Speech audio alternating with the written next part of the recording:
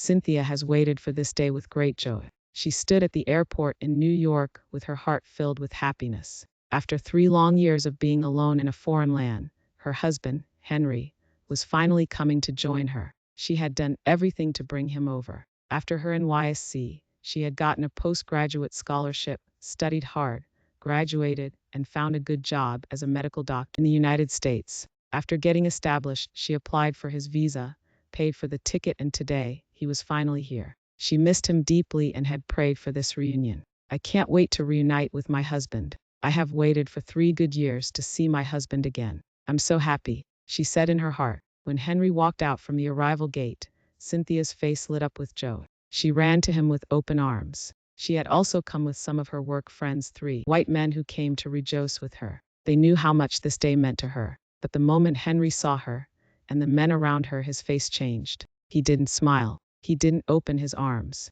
He simply dragged his suitcase and walked past them. Cynthia was shocked but still hopeful. Why is my husband acting this way? This is supposed to be a day of happiness for us. It's like he wants to spoil everything, she said in her heart.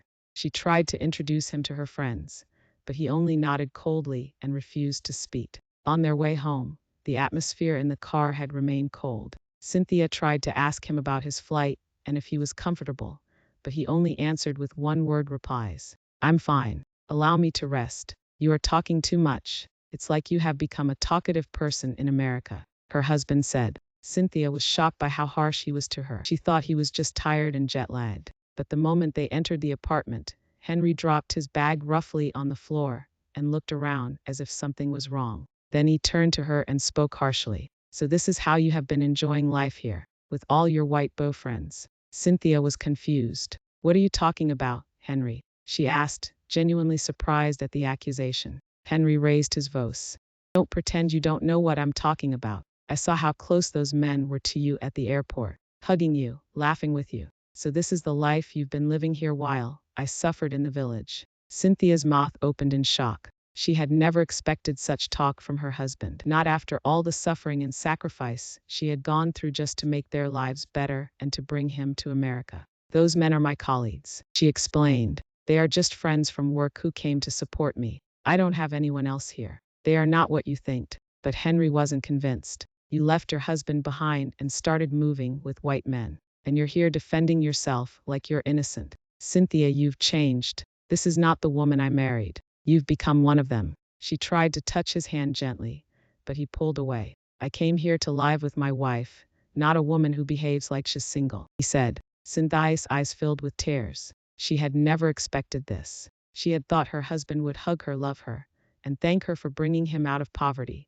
She sat down and spoke with a shaky voice. Henry, I have not done anything wrong. I left home after our wedding because we agreed it was the best thing to do. You even prayed for me before I left. Have you forgotten? I told you I would work hard and bring you over, and I did. I never touched any man. No man has entered my room. I have lived like a widow all these years, waiting for this day. Please don't destroy everything with suspicion. Her voice was calm, but her heart was heavy. She could not believe this was happening. Henry laughed coldly. You think I'm a fool? I know what women like you do when they travel abroad. You start dressing like them, behaving like them, and sleeping with men. That's why you're so close to those white men. I don't trust you, Cynthia. You have disgraced me. Cynthia stood up.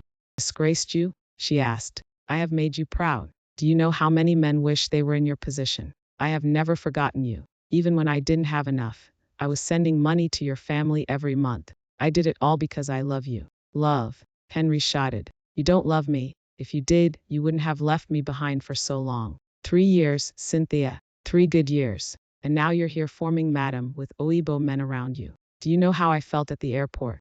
If you had told me how you felt, I would have explained. But you chose to accuse me immediately. You just arrived, and this is what you're starting with. Please, calm down. I cooked your favorite food. Come and eat, rest. We'll talk about everything. I want peace in this home, not war. But Henry was not listening. I said you talk too much. You now have mouth because you're earning in dollars. Abby, you think you can talk to me anyhow. You're my wife, not my equal. You don't talk when I'm talking. Cynthia was speechless. She had never heard him talk like that before. The man she had known in Nigeria had been gentle and prayerful. This new version of him was full of anger and bitterness. She looked at him and whispered, please, Let's not fight. I've waited so long to be with you. Let's start again." Before she could finish her words, Henry raised his hand and gave her a loud slap on the face. The sound echoed through the living room. Cynthia froze, holding her cheek. She looked at him in shock, her heart broken. He slapped her again and again, 5 hot slaps. Her body began to shake. She couldn't believe what had just happened. The man she had suffered for had beaten her on the very day he arrived. Everything she had worked for seemed like a waste. The food she had cooked was forgotten. Her dreams of a joyful reunion had ended in pain.